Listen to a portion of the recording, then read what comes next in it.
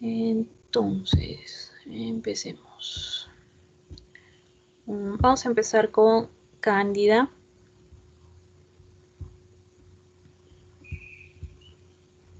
Muy bien. Entonces, cuando hablamos de la cándida hay que mencionar que estos son unos hongos unicelulares que su forma de reproducción, de multiplicación es a través de la gemación. Tenemos cerca de más de 150 especies, pero hay un pequeño grupo que van a ser de importancia clínica, ¿no? Y como es el caso de la Candida albicans, que es la que más conocemos, así como la Candida guillermondi, la Candida krusei, la Parapsilopsis y la tropicalis, ¿no? Entonces, por ejemplo, acá en la imagen lo que nosotros tenemos es que hecho con una coloración de Gram, donde nosotros podemos ver la formación de estas hifas, ¿no? Con las levaduras características de este honguito, ¿no? Y hay que mencionar que son, que bajo la tinción de Gram, pues son Gram positivas, ¿no? Casi parecerían como coquitos, ¿no? Si nos acordamos un poco de lo que hemos visto en la parte de bacterias, ¿no? Los cocos son más pequeños, ¿no? En el caso de estas levaduras son más grandecitas.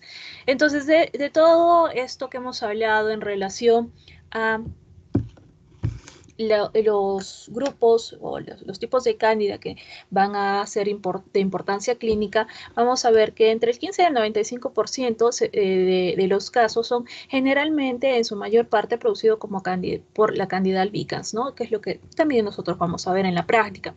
Entonces, esta Candida albicans puede presentar infecciones a nivel genital, infecciones cutáneas, a nivel bucal, se puede presentar en lactantes y en niños. Por ejemplo, cuando se ha visto que entre el 25 hasta el 50% de las lesiones que se muestran en cavidad oral, estas se han visto en pacientes hospitalizados, en pacientes que tienen VIH, como lo hemos visto en las prácticas anteriores, aquellas, por ejemplo, los ancianos que utilizan dentadura postiza, ¿no? Pacientes con diabetes mellitus, aquellos pacientes que son sometidos a terapia antineoplásica o que utilizan antibioticoterapia de amplio espectro, ¿no? Acá de repente podríamos aumentar también el hecho de emplear los corticoides inhalados, ¿no? Aquellos pacientes asmáticos también se ven mucho más predispuestos a esto. En el caso de la Candida glabrata, esta va a afectar más a adultos mayores, y se ha visto que hay cepas que son emergentes porque están mostrando resistencia intrínseca y adquirida a los azoles, que serían uno de los fármacos ideales para tratar cándida, ¿no? En el caso de la parapsilopsis se ha visto más afectación en el caso de lactantes y niños, ¿no? Y en el caso, bueno, el otro 5% de patologías vistas por cándida, pues son dadas por el caso de Candida krusei, Lusitaniae, la dublinensis y la rugosa. Entonces, morfológicamente, Cándida va a presentar varias estructuras, ¿no? Tenemos lo que son el caso de las levaduras, que son estas estructuras redondeadas, ovaladas. Tenemos la formación de las pseudohifas, tenemos la forma de hifas verdaderas y la formación de lo que son las clamidosporas, ¿no? Entonces, vamos a encontrar que también su reproducción generalmente se va a dar por vía asexual, ¿no? Que es la gemación, donde vamos a tener, por ejemplo, acá tenemos una levadura, la levadura madre, por así mencionarlo, ¿no? Con la presencia de su núcleo, y vamos a ver que va a formar como estos muñones, ¿no? Le sale como un muñoncito, una protrusión, ¿no? Del cual pues el núcleo se va a dividir por mitosis. Vamos a ver que luego este muñón se va a separar de la célula original conteniendo pues uno de los núcleos que se ha dividido, ¿no? Y nuevamente esto pues va a ser un ciclo vicioso. En el caso de la reproducción de tipo sexual, esto se ha visto en otro tipo de levadura, como es el caso del Saccharomyces cerevisiae. Entonces, las estructuras de blastosporas, ¿no? Las blastosporas, vamos a encontrar que provienen de lo que es la gemación de la célula madre. Lo que son las clamidosporas, ¿no? Que son estas estructuras que están viendo acá redondeadas, van a ver un aumento de tamaño de la hifa, que es considerado, perdón, un aumento de tamaño de la hifa y presenta unas paredes gruesas. Por eso es que se le mira como si estuviera muy bien remarcado el borde, ¿no? Son estructuras redondeadas muy claras. Las pseudohifas, que es una alineación de conductos germinales y su apariencia pues es muy similar al de las hifas, ¿no? Que acá nos los están enseñando muy bien. En estos casos, la pseudohifa, a veces encontramos la presencia de sus núcleos muy ampliamente distribuidos alrededor del conducto, ¿no? Y la hifa, pues que lo vamos a encontrar como filamentos ramificados del hongo. Ahora, este caso, este honguito, pues va a tener ciertos factores de virulencia que van a favorecer pues la presentación de las patologías, como es la misma morfología celular que va a tener el hongo, la actividad enzimática extracelular, los cambios fenotípicos que se van a presentar y los factores de adhesión que principalmente van a favorecer la formación de lo que es estas biopelículas características cuando nosotros observamos la lesión en las distintas presentaciones. Este tipo de hongo es un comensal tanto de mucosas como el tracto gastrointestinal, sistema respiratorio alto y también en la piel. Y es oportunista causando infecciones tanto exógenas como endógenas. Entonces, por ejemplo, si nosotros hablamos de lo que es la cándida albicans, por ejemplo, vamos a encontrar que pueden presentarse lesiones cutáneas, como es el caso del intertrigo, lo que es la paroniquia, la onicomicosis, lesiones a nivel mucocutáneas, como son las boqueras, el muget, que lo vemos a veces en los pequeñitos, ¿no? En los lactantes, a nivel perianal también, lesiones crónicas, como es la cándida mucocutánea o un tipo de enfermedad granulomatosa, y a nivel sistémico, pues están presentándose lo que es la fungemia, endocarditis fúngica, infecciones pulmonares, genitourinarias, meningitis, endoftalmitis, ¿no? Entonces, dentro de las condiciones subyacentes, pues hay muchas causas, ¿no? Que pueden ir desde causas mecánicas, como podría ser el presentar algún trauma, alguna oclusión, antibióticos, como mencionamos, de alto espectro, uso, por ejemplo, de anticonceptivos orales, ¿no? Pacientes con SIDA que tienen alguna deficiencia de vitamina. El embarazo también es una de las condiciones que favorecen la aparición de cándida, defectos de los linfocitos T y de los macrófagos, pacientes con algún tipo de inmunosupresión causado, por ejemplo, por endocrinopatías, diabetes mellitus, las quemaduras, el uso de catéteres intravenosos o también el uso de drogas intravenosas, ¿no? Entonces acá tenemos lo que es conocido como la moniliasis o el muget, que es la presencia de estas lesiones tan características que vamos a ver en cándida, ¿no? Son como lesiones blanquecinas, como de leche cortada, que cuando yo las desprendo, pues no tiene por qué sangrar, ¿no? Es algo importante, ¿no? Y es algo que vamos a encontrar en los lactantes y también a veces lo podemos ver en pacientes asmáticos, como les menciono, que usan corticoides inhalados, ¿no? En el caso de la región genital, ¿no? Vamos a encontrar, perianal, vamos a encontrar lo que es el intertrigo, estas lesiones eritematosas de bordes poco definidos, que causan dolor, a veces un poco de prurito, van a aparecer en las áreas pues, que tienen estos pliegues, ¿no? Y esto se ve favorecido principalmente por la humedad que va a presentarse en estas zonas, ¿no? Las vulvovaginitis, que es muy común en las mujeres, ¿no? Muchas veces nosotros recibimos lo que son los papanicolaos, ¿no? Simplemente como control y encontramos a veces la presentación de cándida en estos extendidos, ¿no? Entonces es una candidiasis vulvovaginal donde vamos a encontrar igualmente, ¿no? La presencia de como de una secreción como de leche cortada, ¿listo? Y que a veces puede tener un olor muy peculiar, ¿no? Y que es importante tratarlo porque causa mucha inflamación a nivel del área, ¿no? Y esto obviamente a veces es causado por también el uso de ropa interior sintética, utilizar la ropa a veces muy ajustada, también se puede dar pues por contaminación, entre otras causas, ¿no? A veces también el uso de DIUs, ¿no? Dispositivos intrauterinos, también puede a veces favorecer la presentación de cándida. Y esto también se ve, la candidiasis más presente de este tipo en embarazadas y también en mujeres posmenopáusicas o perimenopáusicas, ¿no? Tiene que también a veces mucho que ver con los cambios de pH que se van a dar cerca de la menopausia, ¿no? En el caso de lesiones también en uña, lo que son nixis con perionixis, que es este sobrecrecimiento que ustedes están viendo, el engrosamiento de la uña. Cuando tenemos casos de una onixis o bueno, lo que sería una onicomicosis causada por cándida, es muy complicado de tratarla. A veces no funciona tan bien el tratamiento con los azoles tópicos, ¿listo? Y se tiene que pasar. Ahorita la terapia que más se utiliza para este tipo de casos es el uso de láser, ¿no? Que ayuda muchísimo para tratarlos. Pero es realmente de todos los hongos que se mira que me van a causar este tipo de lesiones en las uñitas, pues podría decir que es uno de los más complicados.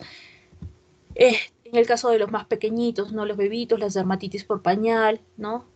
Las lesiones son igual eritematosas, dolorosas, de bordes poco definidos, aparecen obviamente en esta área, en todo lo que es perianal, entre los pliegues de las piernitas, ¿no? A veces la piel de los bebés es muy sensible, ¿no? Por eso es importante hacer el cambio oportuno de pañal, ¿no? Y evitar este tipo de infección. A nivel también de los genitales masculinos, lo que es la balanopostitis, ¿no? Igualmente estas lesiones un poco descamativas, eritematosas, dolorosas. Y entonces, visto todas estas lesiones, para hacer el diagnóstico, pues podemos hacer la demostración directa a partir de muestras, ¿no? O podemos hacer lo que es la siembra, ¿no? En medios de cultivo. Entonces, podemos tomar costras, podemos tomar exudado, podemos hacer biopsias, ¿no? Corte de tejido, y podemos tratarlos con lo que hemos visto anteriormente, con KOH al 10 o 20%, más blanco de calcofluor, que es la quitina, y podemos realizar después tinciones, como hemos visto la tinción de Grab, o podemos hacer la de azul de lactofenol, y también realizar cultivos en el agar saburo, que digamos que es el que más ampliamente usamos, ¿no? Aunque existen otros tipos de agares que vamos a ver más adelante que nos ayudan también a poder diferenciar las distintas cepas de cándida. Entonces, en el caso del examen directo, podemos hacerlo utilizando raspado de lesiones cutáneas o de mucosas. En este caso lo vamos a tratar con KOH al 10%, y esto es lo que vamos a ver, ¿no? La formación de estructuras levaduriformes, ¿no?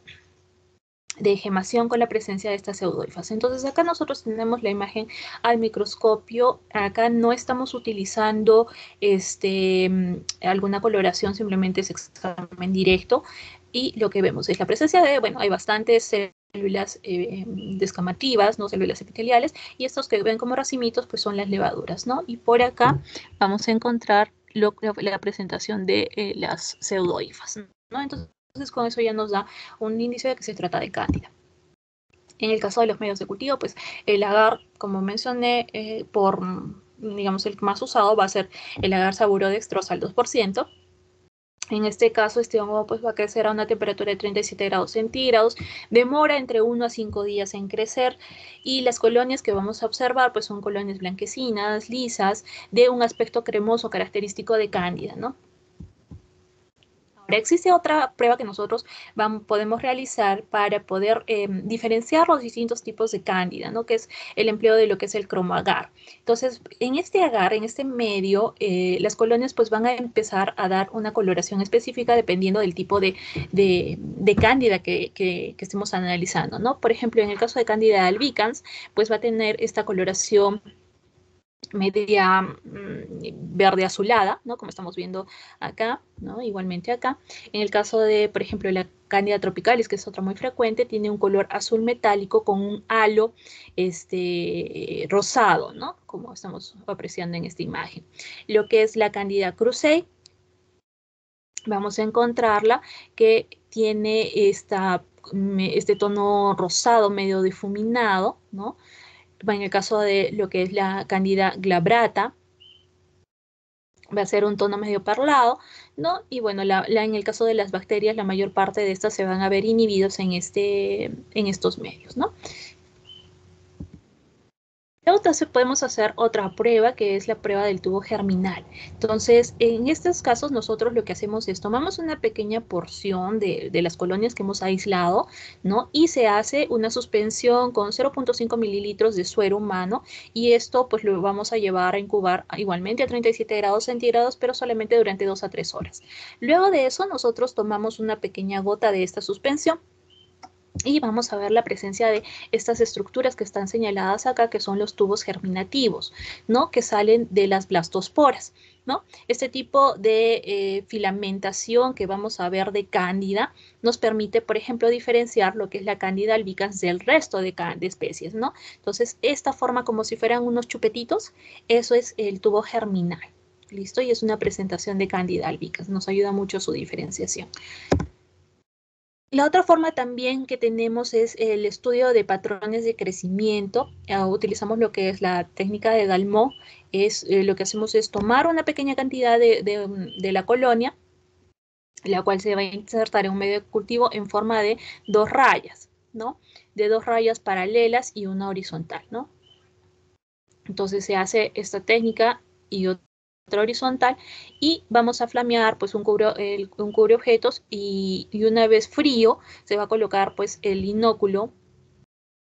Una vez frío, tenemos que esperar, perdón, a que se enfríe el inóculo que hemos colocado, ¿no? Y a las 48 y 72 horas vamos a ver cómo se va a dar el desarrollo filamentoso de las colonias, que es característico de cada especie, ¿no? Y esta prueba la vamos a hacer en un agar, que es el agar maíz o el agar arroz. Entonces, en el caso de los distintos tipos de cándida, vamos a encontrar, por ejemplo, la cándida albicans con la presencia de las blastosporas, las pseudohifas tan características, ¿no? Y a veces vamos a ver, por ejemplo, la formación de hifas ramificadas, ¿no? En el caso de cándida glabrata, más en la formación de levaduras. En el caso de Candida tropicalis, vamos a tener más observación de la levadura con la forma de gemación. Entonces acá tenemos lo que serían las características morfológicas de lo que es distintos tipos de cándida. Todas vemos que van a tener un crecimiento de 37 grados centígrados. Se va a formar un pseudomicelio porque se habrán dado cuenta que la morfología o el aspecto que va a tener la colonia de cándida digamos, tiene ciertos rasgos a lo que hemos visto con los otros hongos tratados, ¿no es cierto? Entonces, por eso lo denominamos como un pseudomicelio. Además de eso, vamos a ver que Candida albicans pues tiene la formación de clamidosporas, hay esta filamentación que hemos visto y obviamente ninguna va a presentar cápsula. En el caso de Candida tropicalis, no hay clamiosporas, lo que sí hay es filamentación. En el caso de Parapsilosis no hay clamiosporas y tampoco hay filamentación. Ahora, el tratamiento, bueno, podemos utilizar lo que son los polienos, como es el caso de la anfotericina B o la nistatina. Creo que la nistatina es un medicamento el más conocido para tratar cándida. En el caso de los triazoles tenemos el fluconazol, el itroconazol, variconazol o el posaconazol. Las equinocándidas tenemos la caspofungina, la midolofungina, la micafungina y también muy aparte lo que es el 5-fluorocitocina. Estos últimos fármacos más los usamos en el caso de pacientes que tienen algún tipo de inmunocompromiso, ¿no? Porque son, digamos, un poco más potentes para tratar cándida, ¿no? Lo más común es utilizar la nistatina o el fluconazol, ¿no? En sus distintas presentaciones. Igualmente, bueno, se ha visto que se están dando pues cierta resistencia, ¿no? Para ciertas especies. En el caso de Candida albicans, felizmente, pues es sensible a la mayoría de los antifúngicos que podemos usar. En el caso, por ejemplo, de la glabrata, está mostrando resistencia para lo que son los triazoles, ¿no? Fluconazol y traconazol. En el caso también de la crusei, también están mostrando este tipo de de resistencia al itraconazol o a la flucitosina, y la lucitinae está mostrando también resistencia para lo que es la anfotericina. Entonces hay que, hay que saber muy bien frente a qué tipo de cándida estamos tratando, y también dependiendo de dónde ha sido adquirida, ¿no? Porque si estamos viendo un paciente que de repente está en UCI, o es un paciente de repente oncológico, lo más seguro es de que esté siendo afectado por la labrata o por la cruzade, ¿no? Y esto me va a mostrar mayor resistencia, ¿no? También es importante hacer pues lo que es el bueno, no antibiograma, sino ver las pruebas de sensibilidad y resistencia para estos hongos. Muy bien. Y nos falta ver lo que son los diagnósticos de micosis profundas. Entonces, hablado, bueno, de esto de lo que es la Candida albicans, esto se ha repetido. Bueno, también se puede hacer la tinción de Paz para lo que es la Cándida. Esto ya lo hemos visto. Vamos a encontrar también, ya, ok. Entonces, dentro de los hongos que nos producen micosis profundas, tenemos acá lo que es el Cryptococcus neoformans, que lo hemos mencionado un poquito cuando hemos visto los pacientes con VIH. ¿Listo? Entonces, este tipo de hongo es una levadura capsulada que mide aproximadamente de 20 a 30 micras. Se ha presentado 5 serotipos y 3 variedades. Se caracteriza por sintetizar melanina. Se encuentra presente en las heces de las aves, en la madera descompuesta, o también en la leche y en el jugo que se encuentra en descomposición. No tiene esta apariencia que es una estructura redondeada, característica de las levaduras, con la cápsula que la vamos a observar, ¿no? Y que la presencia de la cápsula es parte de los diagnósticos y de la identificación de este hongo. La forma como lo vamos a diagnosticar es mediante un examen directo en fresco. Podemos utilizar hidróxido de potasio, podemos utilizar lo que es la tinta china y de solución en agua, ¿no? Y también se puede hacer el citodiagnóstico de Tay-Sachs. Podemos hacer cultivos de sauro, no fermenta azúcares, y se puede hacer también el cultivo en agar semilla de níger para ver la enzima de la fenoloxidasa. Lo que más nosotros creo que se emplea es o usar el examen al fresco o ver en tinta china, ¿no? Que va a tener esta presentación. Entonces, las lesiones producidas por este criptococo, por ejemplo, a nivel cutáneo, tenemos estas úlceras, en el caso de una criptococosis cutánea, que está asociado a una neuroinfección o en un paciente con VIH, ¿no? Las levaduras, que las estamos observando, son levaduras encapsuladas, ¿no? Donde vamos a ver, esto es en tinta china, ¿no? Y esta otra imagen que es una tinción de Paz, ¿no? Donde también vemos estas levaduras, ¿no? Que tienen son estructuras ovoideas con, digamos, la pared engrosada, ¿no? Que sería la presencia de su cápsula tan fácilmente reconocida. Entonces, estas de acá son los criptococos. ¿Listo? A veces lo que más se puede observar es la neurocriptococosis, ¿no? En el caso de los pacientes con VIH. Bueno, el aspergillus, que lo hemos visto en las prácticas anteriores, que son unos hongos anamorfos, deben ser, termotolerantes, y es probable que produzcan endotoxinas, ¿no? Se conocen alrededor de 185 especies, de las cuales solamente 34 han sido asociadas a patologías en el ser humano. Entonces, la forma del diagnóstico es un examen directo. Ya han visto de que se puede agarrar, hacer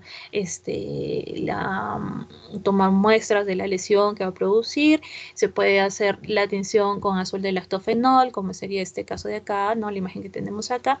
Se puede también observar en biopsias, en caso de afectación pulmonar, una radiografía de tórax para ver la presencia de las lesiones, ¿no? Para ver cómo se dibuja el broncograma, medio cultivo de SAPE, que también se puede utilizar, y también se puede ampliar con serología.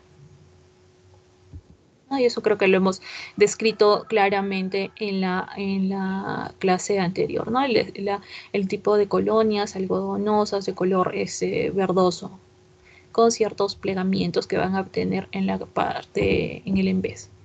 Lo que son las mucormicosis, pues acá entra lo que hemos visto el mucor, lo que hemos visto Rhizopus, ¿no? También en la clase anterior. Estos hongos, pues son hongos aerobios, dimórficos, filamentosos, son primitivos, Son cosmopolitas porque se encuentran en todos sitios y saprofíticos por, obviamente, de dónde los vamos a encontrar, ¿no? Van a ser termotolerantes y se reproducen mediante las blastosporas, ¿no? Acuérdense de que teníamos el esporangio, la esporangiospora, el rizoide, ¿no es cierto? Acá tenemos Rhizopus con el esporangióforo, ¿no? El esporangio, ¿no? Igualmente, en el caso de el medio de cultivo, acuérdense de que eran estas colonias de aspecto algodonoso que presentan un micelio aéreo tan característico de esta especie de mucores, ¿no? En este caso, la imagen de una mucormicosis tanto rinocerebral y cutánea en un paciente con diabetes descompensado, ¿no? Y acá tenemos la imagen de las hifas cenocíticas o también llamadas hifas aceptadas en una biopsia tratada con Grocot, con la tinción de Grocot, ¿no? Y acá estamos viendo la imagen en azul de algodón, azul de metileno, donde vamos a ver, ¿no? El característico, la estructura característica de Rhizopus, ¿no? Acuérdense, la diferencia entre Rhizopus y Mucor, principalmente, o lo que más nos iba a ayudar, era la ausencia del rizoide para Mucor, ¿no? Y Rhizopus, pues sí tenía el rizoide, ¿no? Que era como la raicita. Luego tenemos Pneumocystis jirovesi, el cual es también una levadura esférica envuelta que cuando nosotros las observamos, pues estas no van a estar sueltas, sino más bien van a estar agrupadas en racimos, ¿no? Tal y como estamos viendo en la imagen. Son quistes que miden alrededor entre 5 a 18 micras, son redondeadas, la pared es gruesa, pues que la observamos de esa forma, van a contener alrededor hasta 8 cuerpos intraquísticos o lo que son los esporozoitos y se van a multiplicar por fisión binaria. Igualmente acá tenemos lo que sería esta pared gruesa de estos quistes, ¿no? Se pueden sembrar, sí, también, y la estructura es de las colonias, vamos a encontrar que son colonias de un aspecto medio aterciopelado, de una coloración café, con múltiples pliegues en la parte, digamos, en la cara, en el embés, ¿no? Bueno, Penicillium, que también lo hemos visto en la práctica anterior, vamos a ver que existen aproximadamente 200 especies de este género. Estos honguitos pues, los podemos encontrar libres en la naturaleza. Tienen estas hifas hialinas, ¿se acuerdan? Que van a tener los conidióforos, ¿no? Que va a tener un tipo de reproducción asexual con las ascosporas. Los tipos de Penicillium más frecuentes tenemos el Penicillium crypsogenum, el Glaucum, el comune y el Marnefei. En el caso de este último, se considera una especie de afectación intracelular. El diagnóstico, como lo hemos visto también, un examen directo en fresco, se puede hacer también tinción de Giemsa para ver macrófagos, el cultivo en medio saburó, se puede observar también a veces en histopatología, ¿no? Hacemos biopsias y podemos encontrar el hongo y también a veces como va a tener afectación a nivel gastrointestinal, mediante una endoscopía, pues vamos a ver lesiones a nivel del intestino, ¿no? Donde la mucosa se va a encontrar, pues, con estas lesiones y al momento que se saca la muestra vamos a poder identificarlo al hongo en el tejido, ¿no? Acuérdense que es como si fuera un cepillito con esas con estas divisiones con las fialides que iba a presentar, ¿no? Igualmente, acá lo tenemos y también lo hemos visto el tipo de colonias, ¿no? De un color también verde oscuro que iban a presentar. Luego tenemos histoplasma capsulatum, que va a producir lo que es la histoplasmosis, que también es considerado pues, de afectación principalmente en pacientes inmunocomprometidos. Es un hongo que es dimórfico, que va a crecer como un moho en la naturaleza o también en el lagar sauro a temperatura ambiente y en los tejidos humanos como presentada con su presentación de levadura. Las hifas van a obtener dos clases de esporas, unas esporas que son grandes y otras que son pequeñas, ¿no? Lo cual nos permite pues hacer esta identificación, como si fuera un timón de barco. También se puede hacer su identificación mediante hibridación del ácido nucleico.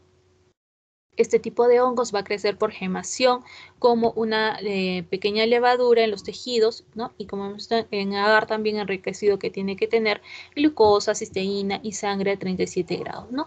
Y a pesar de su nombre, ¿no? De histoplasma capsulatum, uno pensaría que puede tener pues esta cápsula, pero realmente el hongo no posee ninguna cápsula.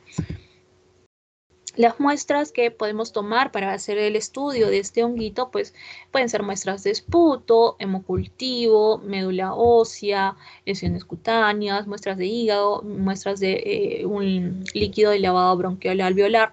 Se puede hacer un frotis de sangre y líquido de lavado bronquial alveolar, los cuales pues los podemos teñir con Giemsa. Y en el caso, por ejemplo, de lo que son tejidos infectados como el pulmón, la médula, los ganglios, se puede hacer la detección de antígenos del histoplasma en sangre y orina. En el caso del agar saburó, pues estos hongos van a crecer a 25 grados, perdón, crece, como hemos dicho, como moho con lo que son las microconidias y las macroconidias, tuberculadas o verrucosas, ¿no? Entonces, las lesiones, por ejemplo, a nivel cutáneo, en caso de histoplasmosis cutánea, son estas lesiones papulares que van a estar diseminadas, en este caso, en el tronco de este paciente con SIDA, ¿no? Y al momento de que las observamos en el microscopio, son levaduras, perdón, intracelulares, ¿listo? Que en este caso pues se miran en una biopsia teñida con HE, ¿no? Al examen directo, que sería esta imagen que tenemos acá, vamos a encontrar los conidios espiculados de lo que es este histoplasma capsulatum, perdón, teñido con el azul del lactofenol, ¿no? Ese es el conidio. Luego tenemos lo que es la blastomicosis causada por Blastomyces dermatitidis. Acá, por favor, esto no va acá. ¿Listo? Y entonces, este Blastomyces es un hongo dimórfico que crece también a temperatura ambiente como si fuera un moho blanco o de color medio bronceado, ¿no? Mientras que a nivel del huésped va a crecer a una temperatura alrededor de los 37 grados, donde va a adoptar la forma de células levaduriformes redondas con gemación, ¿no? Y su identificación se va a dar principalmente por este dimorfismo que va a presentar, ¿no? El aspecto, las esporas pequeñas van a estar vehiculadas por hifas del moho o por los resultados también de hibridación del ácido nucleico, ¿no? Tienen este aspecto principalmente de las hifas y acá vamos a encontrar pues estas esporas.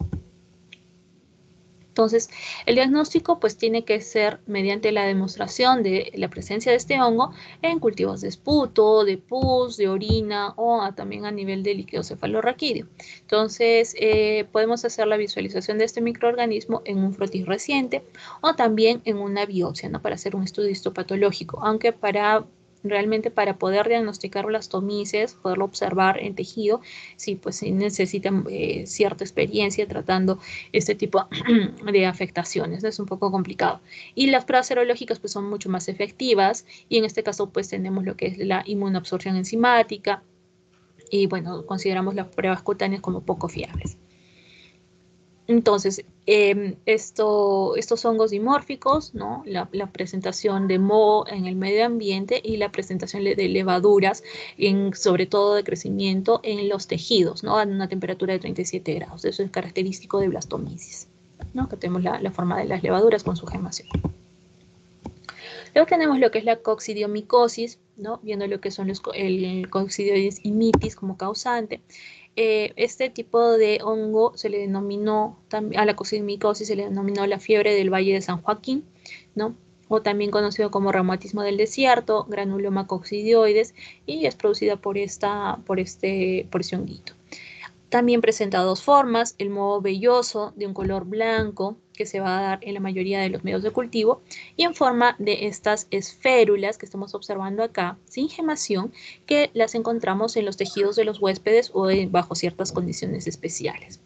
Este microorganismo pues se reproduce en los tejidos del huésped, formando las pequeñas endosporas dentro de estas esférulas adultas. Entonces lo que vamos a tener acá son las endosporas, ¿listo? Y que al momento de romperse, estas endosporas van a quedar libres y van a aumentar de tamaño, van a formar unas esférulas y el ciclo pues se va a volver a repetir.